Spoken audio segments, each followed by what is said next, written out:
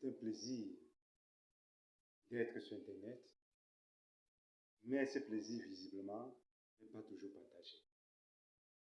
Oui, il est difficile de nos jours de s'adresser, il est difficile de nos jours de donner un avis divergent, de donner un avis contraire, de porter critique même de manière positive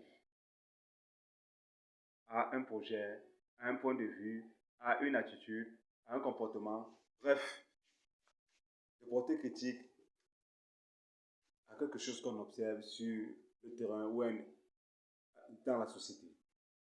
Le cas le plus patent est celui qui se passe aujourd'hui avec la sélection fanion du Cameroun, l'équipe nationale, où visiblement nous voyons une certaine mainmise, parfois un peu trop forte, du directeur, président.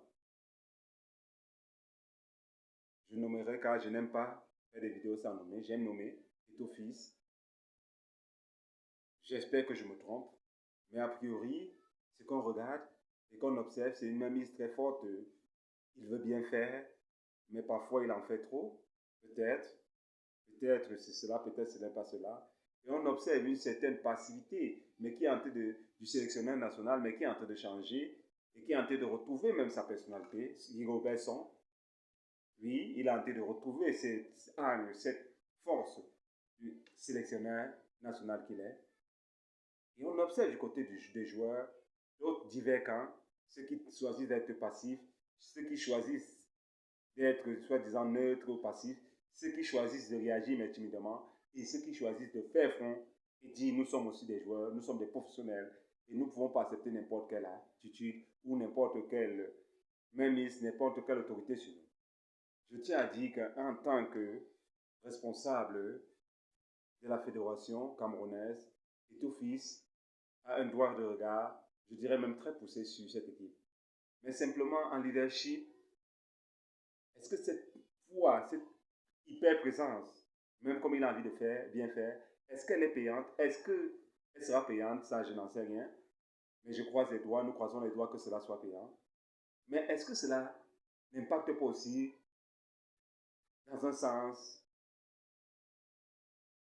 moins intéressant, l'équipe nationale?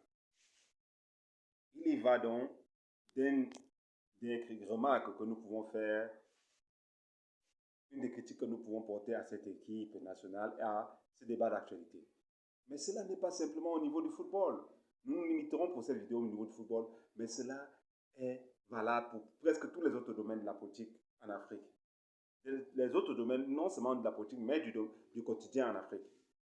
La critique en Afrique est la malvenue. Quand vous donnez votre point de vue, que vous ayez raison ou tort, vous devenez ce qu'ils appellent opposant, vous devenez ce qu'ils appellent perturbateur, etc. Mais quel est cet homme qui veut regarder son dos quand il marche? Est-ce possible de regarder à chaque fois votre dos quand vous marchez? Laissez les autres regarder vos dos. Oui, laissez les autres regarder vos dos. Et progressons tous, car c'est en permettant aux autres de nous dire ce que nous ne pouvons pas voir sur nous, que nous nous améliorons. Cette remarque est valable pas seulement pour ces gens, Eto'o Fils, Guy Robertson, les joueurs de l'équipe nationale, mais même pour moi qui vous parle. Merci, activez la cloche de notification, abonnez-vous, partagez cette vidéo à vos jeunes frères et faisons des travaux qui passeront à la postérité. Merci à vous. Acceptons la critique, même si elle nous blesse par moments. La critique constructive nous permet de mettre l'Afrique en avant.